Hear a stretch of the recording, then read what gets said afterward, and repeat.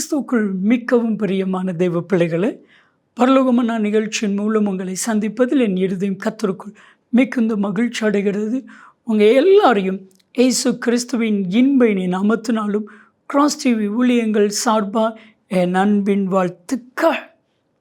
இன்றைய பரலோகமன்னா, உலகத்திலேயே நீங்கள் விசேஷித்தவர்கள்.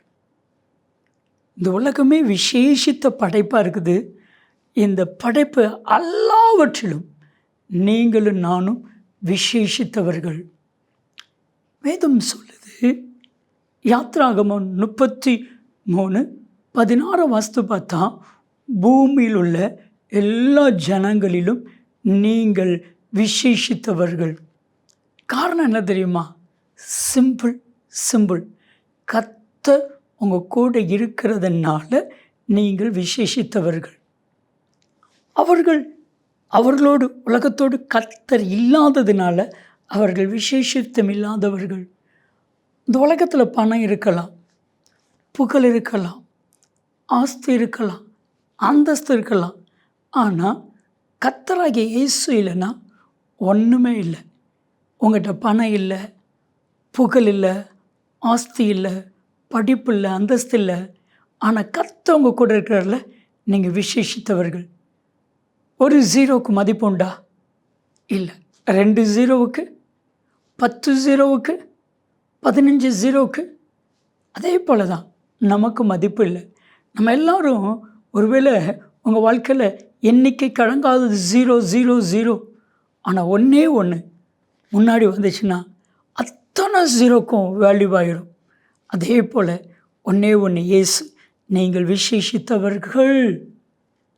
பிரியமான தெய்வ பிள்ளைகளே, இன்றைக்கு கர்த்தர் உங்களையும் என்னையும் விசேஷித்த விதமாய் வைத்திருக்கிறார். நீங்கள் வாஸ்து பாருங்கள், மத்தேயு 6வது அதிகாரம் 26வது வசனத்தை நீங்கள் வாஸ்து பாருங்கள். ஆகாயத்து பறவைகளை பாருங்கள், அவைகள் விதைக்கிறதும் இல்லை, அறுக்கிறதும் இல்லை, களஞ்சியத்தில் கொண்டு சேர்த்து வைக்கிறதும் இல்லை.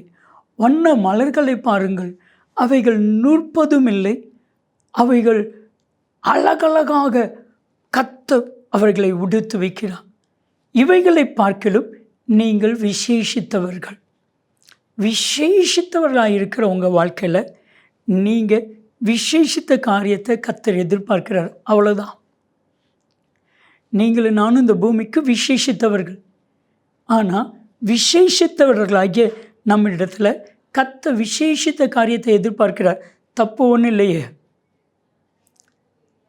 விசேஷித்த காரியத்தை செய்யணும்.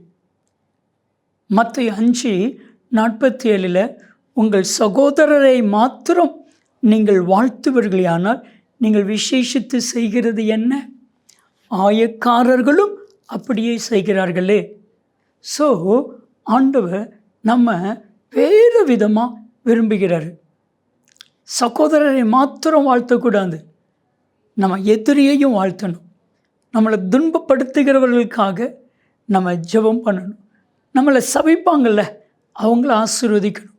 அப்படி செய்தால் நம்ம விசேஷித்தவர்கள். நம்மளுடைய கிரியை, நம்மளுடைய செயல்கள் எல்லாம் விசேஷித்த விதமாக இருக்கணும். ஒரு நாள் என் பொண்ணுகிட்ட, ஜோனால் ஏன் வலது கையில் நீ வாட்சி கட்டியிருக்கிறேன்னு கேட்டேன். அவள் அதுக்கு சொன்ன பதில், டேடி நான் சம்திங் ஸ்பெஷல் டேடி, நான் விசேஷித்தவள் அப்படி சொன்னான். எனக்கு ஆச்சரியமாக இருந்துச்சு. என் அன்பு தெய்வ பிள்ளைகளே, நீங்கள் இந்த உலகத்திலேயே விசேஷித்தவர்கள். ஜெபிக்கலாமா? தகப்பனே, விசேஷித்தவர்களுக்கு விசேஷித்த நன்மையை தாரும். இயேசுவின் நாமத்தில் ஜெபிக்கிறோம் ஜீவனுள்ள பிதாவே. ஆமென், ஆமென். நன்மையும் கிருபையும் ஆசீர்வாதங்களும் நிச்சயமாக உங்களை தொடரும்.